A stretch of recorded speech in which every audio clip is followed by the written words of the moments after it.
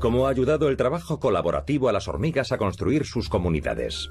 ¿En qué se parecen los suricatos a un ejército? Estas criaturas logran sobrevivir porque colaboran.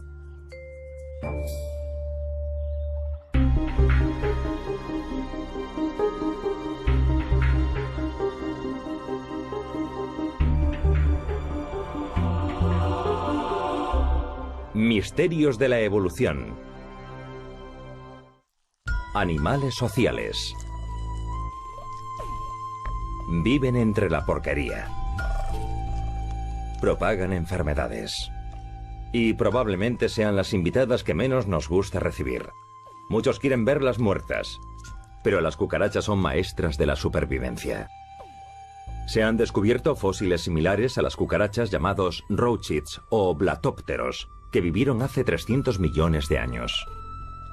Pero las cucarachas que hoy conocemos y detestamos solo se remontan al período Cretácico, hace unos 145 millones de años. Hoy existen 4.600 especies diferentes de cucarachas y se pueden encontrar en todas las regiones del mundo excepto las polares. Solo 30 de estas especies viven entre los humanos. Son increíblemente resistentes. Una cucaracha puede sobrevivir varias semanas aunque le hayan cortado la cabeza. Y como muchos otros insectos, su resistencia a la radiación es mayor que la de otros vertebrados. Su dosis letal es entre 6 y 15 veces la de los seres humanos. Quizá la cucaracha no sea muy popular, pero es evidente que está haciendo algo bien.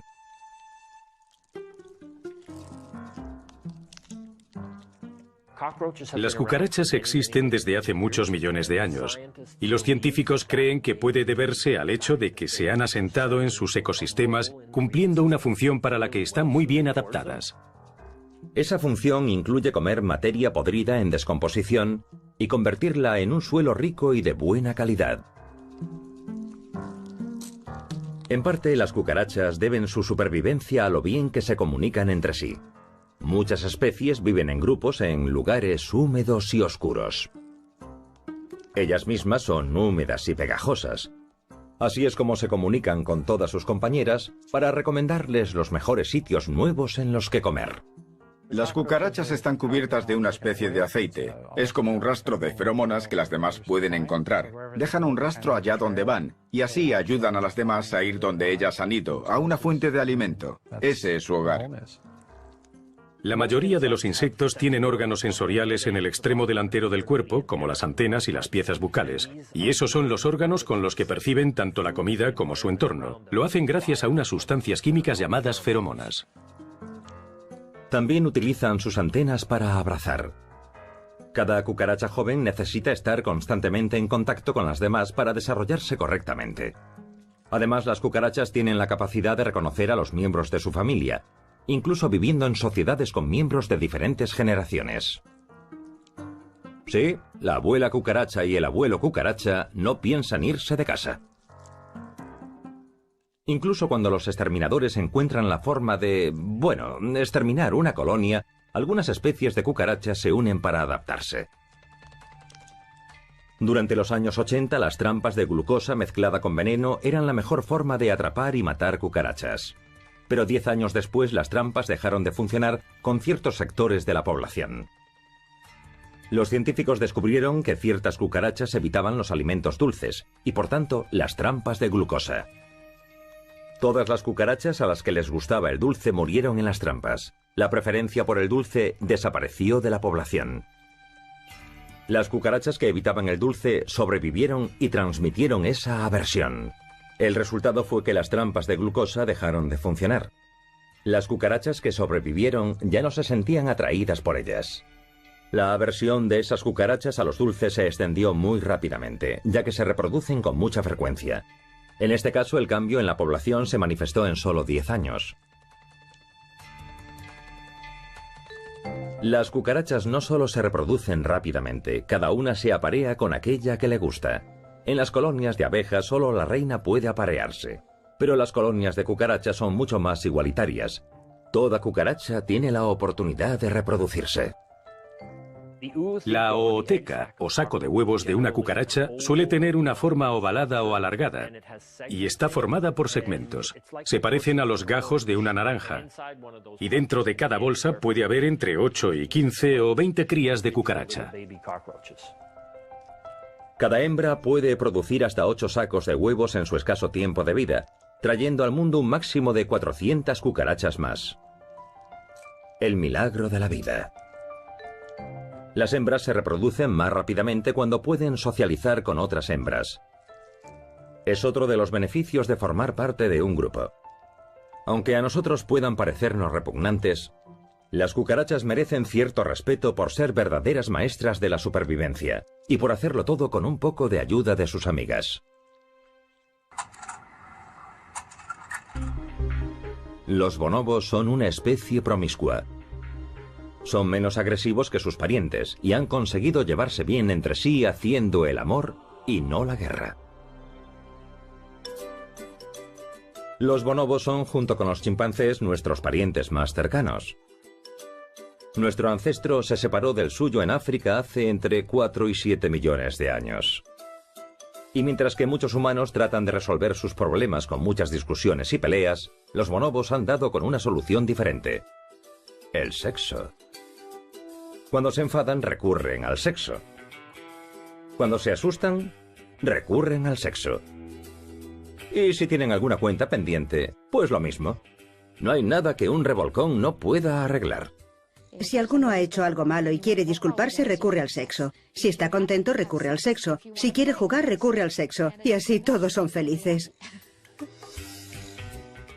Es una de las pocas especies que mantienen relaciones sexuales por motivos distintos a la reproducción. Lo hacen por razones sociales. Alivian las tensiones dentro del grupo manteniendo relaciones sexuales. Establecen vínculos manteniendo relaciones. Hacen algo que llamamos frotamiento GG, frotamiento genital-genital. Y lo hacen todos los individuos. No importa si es entre un macho y una hembra, 2 hembras, 2 machos, una cría y un adulto, todos recurren a ese comportamiento. Los bonobos viven en sociedades matriarcales casi siempre pacíficas. Comparten el 99% de su ADN con su pariente más cercano, el chimpancé. Pero los chimpancés viven en sociedades patriarcales y su versión de la resolución de conflictos no suele ser tan acaramelada, ya que incluye el asesinato, el canibalismo y el infanticidio. Tanto su vida social como su temperamento son asombrosamente diferentes. Los chimpancés pueden ser muy agresivos, los vínculos los deciden los machos y el dominio lo ostenta un macho, y matan a otros chimpancés. Podemos decir que entablan guerras con comunidades cercanas. Son realmente pendencieros. Los bonobos son prácticamente opuestos.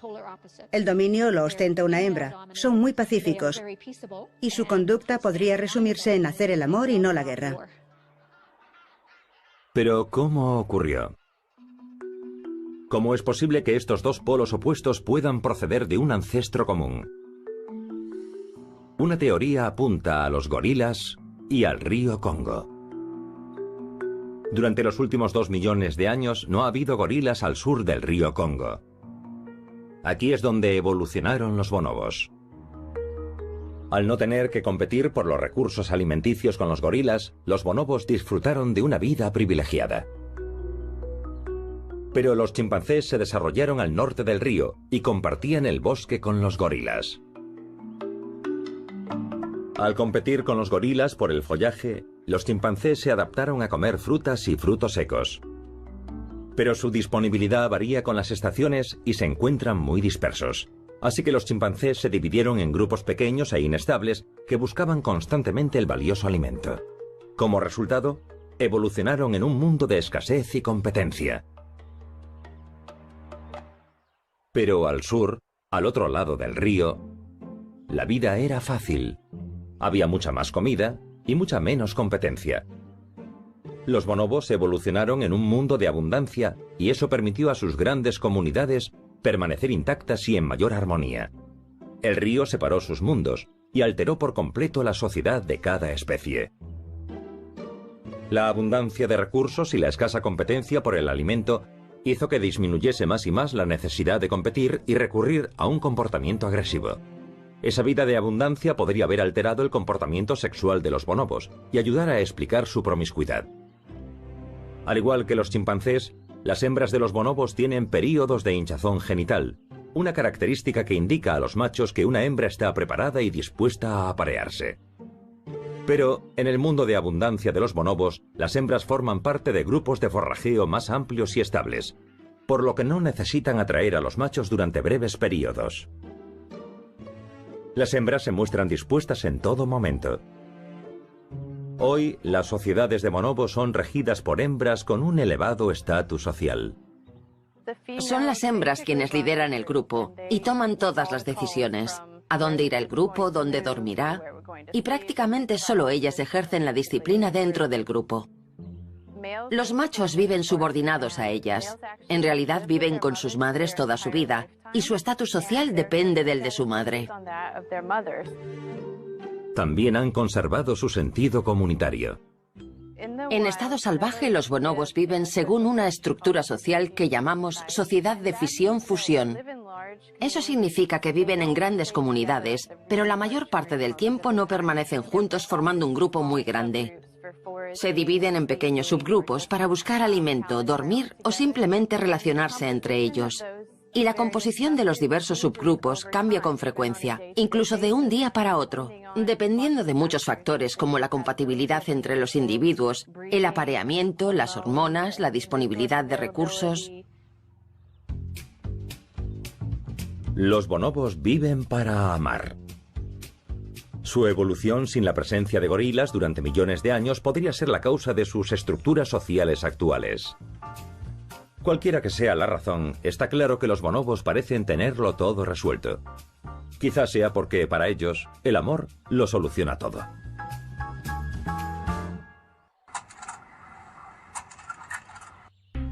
Las hormigas saben un par de cosas sobre relaciones. Forman estructuras sociales complejas usando sustancias químicas que les ayudan a sobrevivir. Algunas incluso usan esas sustancias químicas para pastorear otros insectos. Las hormigas están por todas partes. Dentro de nuestras cocinas y en el mundo exterior. Aunque nos sorprenda, algunas pesan 5 miligramos y miden hasta 25 milímetros. Estas curiosas criaturas pueden transportar más de 3 veces su propio peso. Aunque son realmente impresionantes, muchos preferimos que no nos estropeen un picnic o infesten nuestra casa. Pero eso no es todo. Por cada uno de nosotros existen 1 millón de hormigas. ¿Qué? ¿Sienten cierta inquietud? Pues deberían. Porque estos insectos sorprendentemente robustos han evolucionado con gran éxito. Existen más de 10.000 especies repartidas por todo el planeta. Creemos que las hormigas son parientes lejanas de las avispas alfareras prehistóricas. Pero de eso hace mucho tiempo, ya que conocemos fósiles de hormigas primitivas de hace unos 100 millones de años. Y esas primeras hormigas eran muchísimo más grandes que las actuales. Una hormiga prehistórica que vivió hace 50 millones de años, la Titanomyrma, era del tamaño de un colibrí. Esta hormiga gigantesca es la especie tropical más antigua de la que sabemos que viajó desde Europa hasta Norteamérica durante el Eoceno. Hoy han colonizado prácticamente todas las masas de tierra del planeta.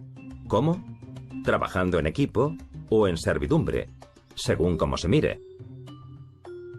Al igual que sus ancestros, las hormigas son especies eusociales. Eso significa que solo se reproducen una reina y algunos machos. Y un ejército de hembras no reproductivas con diversas habilidades hace todo lo demás. Las hormigas forman redes muy complejas, se comunican entre sí, desarrollan diferentes tareas. Hay hormigas obreras, hormigas guardianas. Existen muchas funciones diferentes en cada colonia. Las hormigas trabajan muy bien en equipo para alcanzar un objetivo común. Las hormigas dejan mensajes hasta para realizar las tareas más mundanas, como avanzar hasta una cocina y hacerse con un botín de migas de pan. Durante sus viajes usan sustancias químicas para comunicarse. Si una hormiga encuentra una nueva fuente de alimento durante su regreso a la colonia, deja un rastro químico. Y otras hormigas salen en busca de esa nueva fuente de alimento para llevarlo a la colonia. Y mientras regresan con ese nuevo alimento, siguen dejando sustancias químicas. Con el tiempo, tras los recorridos de decenas, cientos o miles de hormigas que van y vienen, el rastro químico aumenta. Es cada vez más concentrado. Si la fuente de alimento no es buena, no irán muchas hormigas y las sustancias químicas se evaporarán. Las hormigas utilizan sustancias químicas para comunicarse, pero algunas especies también las utilizan para otra tarea: pastorear pulgones. Algunos científicos creen que las hormigas utilizan sustancias químicas tranquilizantes para ralentizar el movimiento de los pulgones. A veces les cortan las alas por una buena razón. No lo hacen para matarlos, sino para ordeñarlos como si fuesen vacas domésticas. Al permitir alimentarse a los pulgones cautivos y protegerlos de otros depredadores como las mariquitas, pueden disfrutar cuando quieren de sus dulces secreciones e indefinidamente. Aunque intentemos evitar a las hormigas, también debemos admirarlas. Son insectos sociales que trabajan en equipo. Y gracias a la forma en que cooperan, siguen avanzando unidas.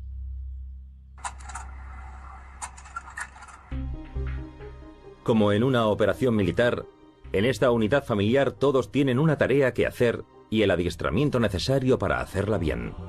La cooperación ayuda a asegurar su supervivencia. Los suricatos son adorables. Todo el grupo en pie vigilando una llanura africana. Toda la familia y cada miembro es tan lindo como un peluche. Es una imagen perfectamente reconocible, incluso emblemática. Pero quizá no sepan que estos mamíferos del tamaño de una ardilla se parecen mucho más a mercenarios que a los personajes de las películas de dibujos animados. Estos animalitos viven en un entorno increíblemente cálido, peligroso e inhóspito, en el que los depredadores pueden atacar desde tierra o desde el aire. Pero pese a las dificultades, sobreviven. Viven en África, donde hay una estación lluviosa y otra estación muy seca. Estos animales han evolucionado para sobrevivir bajo tierra durante los distintos cambios de temperatura que se producen en África. Hace más de 60 millones de años existió un grupo de carnívoros denominado miácidos. Se cree que fueron los ancestros de muchos carnívoros actuales como los perros, los osos e incluso las mangostas.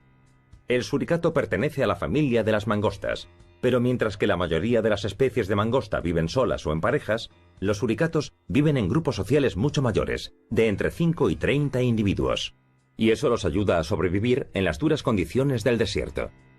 Los grupos familiares se denominan bandas o clanes, y cada miembro de una familia de suricatos se encarga de una tarea.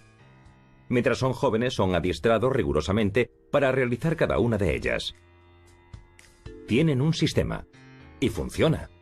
Estos grupos de animales crían a sus cachorros casi como si fuesen educadores. Enseñan a sus crías estrategias de supervivencia, estrategias para cazar en grupo, y tanto bajo tierra como sobre el suelo disponen de diferentes tácticas y lecciones que les permiten sobrevivir. Estas colonias cavan extensas redes de túneles subterráneos para esconderse de los depredadores y mantenerse frescos, pues el calor puede llegar a ser mortal. ¿No hay agua? No hay problema.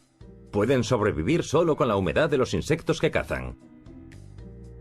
Al enfrentarse a tantos depredadores, han desarrollado verdaderos sistemas de alarma.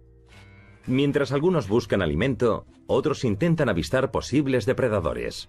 Si ven alguno, dan la alarma usando el lenguaje corporal y vocalizaciones. Los suricatos incluyen llamadas de alarma específicas que indican urgencia y el tipo de depredador que se acerca. Esto da a la familia tiempo suficiente para meterse en un túnel antes de que sea demasiado tarde. Se trata de una operación precisa digna de un ejército y utiliza el rango, la comunicación, la estrategia y la jerarquía. Y todo comienza con la jefa, la hembra alfa. Ella es quien manda y quien saca las castañas del fuego, y es la única hembra del grupo que puede tener crías. Los suricatos son animales que viven en colonias. Forman unas sociedades dominadas por una única pareja reproductora. Solo la pareja dominante se aparea. Y todos los demás miembros de la colonia ayudan a que la pareja reproductora críe a su descendencia. La hembra alfa es el suricato más grande, fuerte y hábil del grupo. Y no es de extrañar que lo sea, ya que ha de abrirse camino hasta la cima peleando. Estas familias trabajan increíblemente bien en equipo, pero un liderazgo fuerte es fundamental porque entre la tropa siempre surgen desavenencias. A veces se ponen un poco tensos, sobre todo cuando llega la hora de cazar. Se vuelven agresivos, se alteran mucho por el alimento y pelean entre sí, sobre todo a la hora de la comida. Pero la hembra alfa alcanza ese rango porque es la que mejor caza. Esa es la característica principal que hace que una hembra llegue a convertirse en la hembra alfa. Además de vigilar las operaciones de rutina, también ejerce un control brutal sobre el tamaño y los rasgos genéticos de la familia. Sabemos que algunas matan a las crías de otras hembras para librar a la colonia de la descendencia de hembras subordinadas. Algunos científicos creen que podrían hacerlo para librar a sus propias crías de la competencia por los cuidados. Sí, eso es lo que ocurre cuando te enfrentas a la jefa.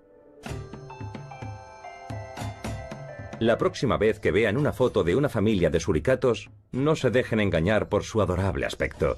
Estos animales sociales son supervivientes expertos e implacables. Sobreviven en un entorno duro e inhóspito porque actúan de forma insensible, eficiente, coordinada.